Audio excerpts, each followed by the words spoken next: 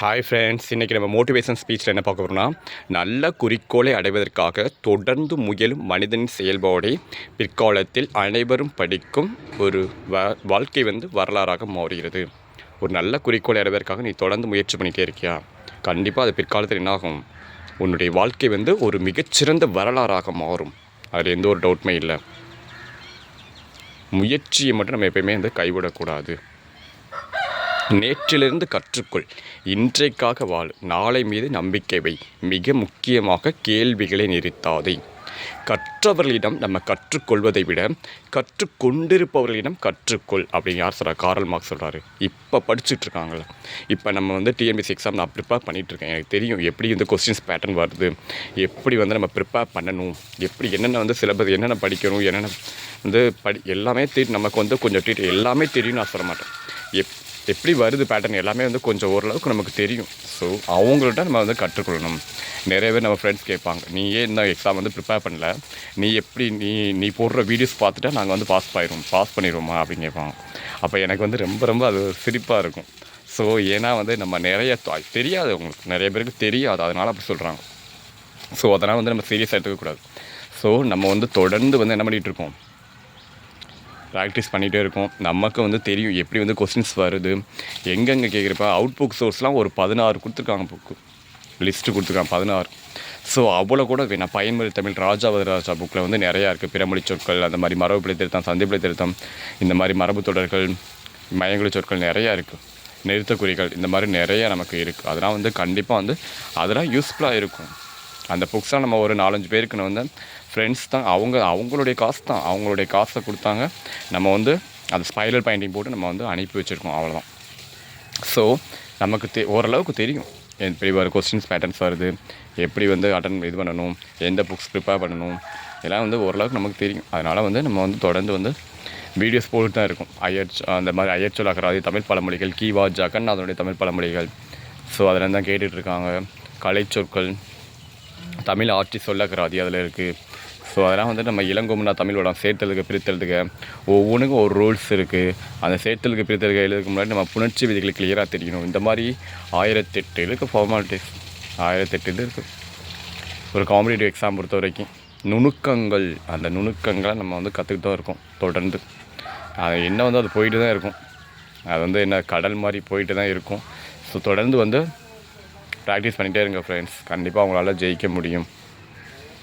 நான் மெதுவாக நடப்பவன் தான், ஆனாலும் ஒருபோதும் பின்வாங்குவதில்லை அப்படின்னு யார் சொல்கிறார்? ஆபிரகாம் லிங்கன் சொல்கிறாரு. அப்போ நான் நீங்கள் ஸ்லோவாகவே போனாலும் உங்களுடைய முயற்சியை ஒருபோதும் கைவிடக்கூடாது. ஸ்லோவாகவே போங்க, உங்களுடைய முயற்சியை ஒரு நாளும் விட்டு விடாதீர்கள். தொடர்ந்து போயிட்டே இருங்க, தொடர்ந்து ப்ராக்டிஸ் பண்ணிகிட்டே இருங்க.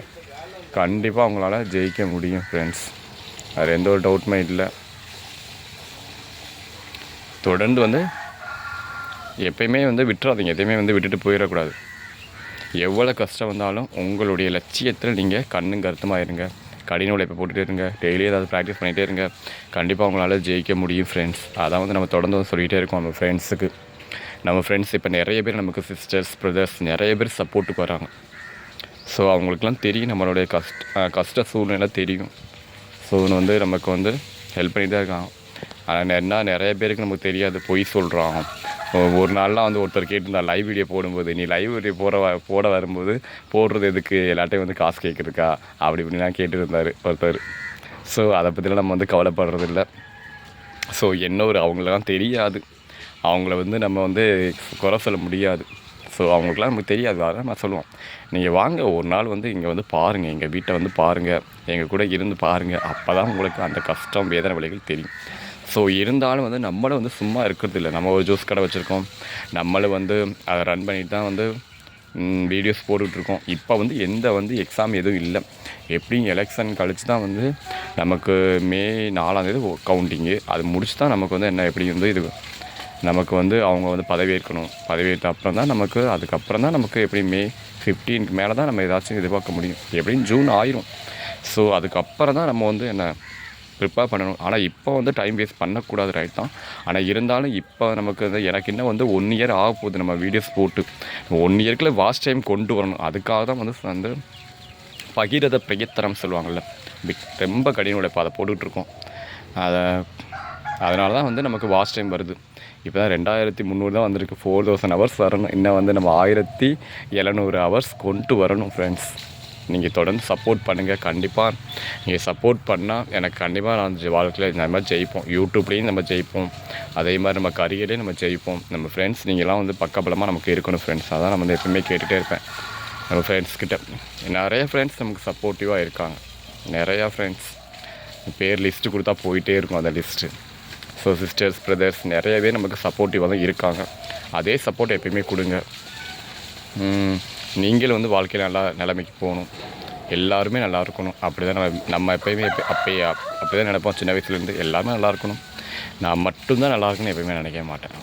அது தெரியும் நம்ம ஃப்ரெண்ட்ஸுக்கு, நம்ம மட்டும்தான் நல்லா இருக்கணும். அப்படி இருந்தால் நான் வந்து இப்போ வந்து நிறைய கோச்சிங் கிளாஸ்லாம் வந்து இந்த பயன்முறை தமிழ் ராஜா புக்கே வந்து சொல்லவே இல்லை. ஏன்னா அவங்களுக்குலாம் தெரியாது நிறைய பேர். ஸோ அவங்க மேலே நான் எந்த குறையும் சொல்லலை. கோச்சிங் கிளாஸ் பற்றி நம்ம எந்த குறையும் சொல்லலை.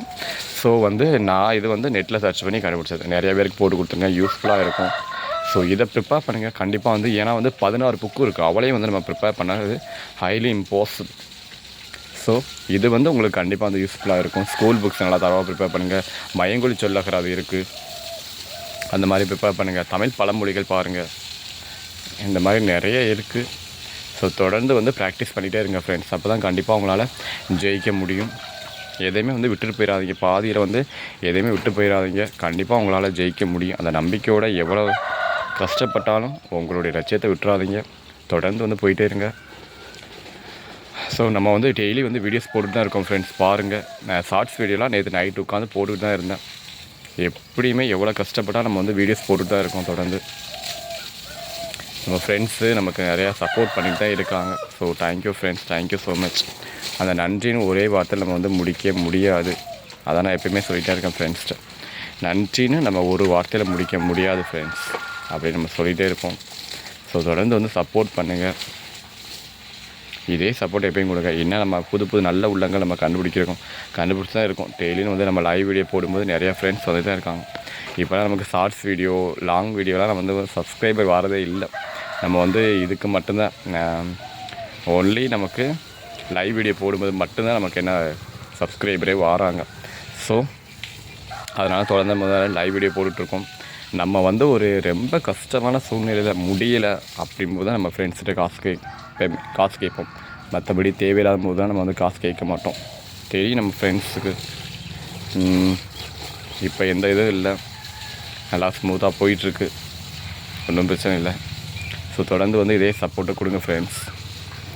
உங்களால் நானும் ஜெயிக்கணும், உங்களையும் நான் ஜெயிக்க வைக்கணும் கண்டிப்பாக. அப்போ தான் நான் வந்து ஒரு வெற்றியாளர்னு சொல்லிக்குவேன். முயற்சியாளருக்கும் வெற்றியாளருக்கும் நம்ம டிஃப்ரென்ஸ் ஏற்கனவே சொல்லியாச்சு. நான் மட்டும்தான் ஜெயிக்கணும் அப்படின்னு கடின உழைப்பு போட்டு ஜெயிக்கிறாங்களா, அவங்க வந்து முயற்சியாளர்கள். நானும் ஜெயித்தேன், என் ஃப்ரெண்ட்ஸையும் ஜெயிக்க வச்சேன் அப்படின்னு சொல்கிறாங்க வெற்றியாளர்கள்.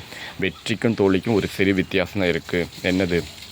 கடமைகளை சரிவர செய்தால் கிடைப்பது வெற்றி, கடமைக்கும் செய்தால் கிடைப்பது வந்து தோல்வி தான். இதான் வந்து ஒரு வித்தியாசமே. எப்போதுமே வலிமையானவர்கள் வந்து வெற்றியாளர்கள் ஆவதில்லை. தோல்வியிலும் நம்பிக்கை இலக்காமல் இருக்காங்களா, அவங்க தான் வெற்றியாளர்கள். உழைப்பதற்கு அஞ்சாதவர்களே உலகத்தில் எதிர்காலத்தில் வந்து வலிமை மிக்க மனிதர்களாக அவங்க மாறுறாங்க. ஸோ தொடர்ந்து அவங்களால சாதிக்க முடியும் கண்டிப்பாக. எந்த ஒரு வேதனை வலிகள் காயங்கள் யார் கடந்து போகிறாங்களோ அவங்களால ஜெயிக்க முடியும். எப்படி ஒரு சாமி சிலை அந்த ஒளியை வச்சு சிற்பி செதுக்கும் போது அந்த வலி வேதனைகள்லாம் தாங்கிக்கிறதுனால தான் நம்ம கையெடுத்து கும்பிட்றோம். அப்படி இல்லைன்னா அது உடஞ்சி போயிட்டால் படிக்கட்டு நம்ம மிதித்து தான் போவோம். வழி தந்த உளிகளுக்கு நன்றி, நீங்கள் இல்லை என்றால் இந்த உலகில் நான் வந்து ஒரு கல்லாகவே இருந்திருப்பேன் அப்படின்னு சொல்லி சாமி சிலை. அதே மாதிரி தான் அந்த வலி வேதனைகளை யார் கடந்து போகிறாங்களோ, இப்போ நம்மளே வந்து நான் வந்து லைவ் வீடியோ போட வேண்டிய இது இல்லை, ஆனால் போடணும் கண்டிப்பாக. போட்டால் தான் நம்ம வந்து வாட்ச் டைம் கொண்டு வர முடியும். ஸோ இந்த நம்மளை வந்து அவமானப்படுத்துகிறாங்க, பேடு கமெண்ட் வருது, இதெல்லாம் வந்து நினச்சிட்டே இருந்தோம்னா நம்மளால் வந்து சாதிக்க முடியாது. வழி தந்த உளிகளுக்கு நன்றி, நீங்கள் இல்லை என்றால் இந்த உலகில் கல்லாக இருந்திருப்பேன். அதே மாதிரி அந்த வலி வேதனை அவமானங்கள் எல்லாத்தையும் நம்ம தாங்கிக்கிட்டால் தான் நம்ம என்ன பண்ண முடியும், நம்ம சாதிக்க முடியும் காரியத்தில். எதுக்குமே வந்து இது பண்ணக்கூடாது. கேலி பண்ணுறவங்க பண்ணிகிட்டே இருக்கட்டும், அதை பற்றி நம்ம கவலையே படக்கூடாது. ஒரு சிறு துளி வந்து நம்ம கவலைப்படக்கூடாது. நம்ம முயற்சி நம்ம போயிட்டே இருப்போம், அவ்வளோதான்.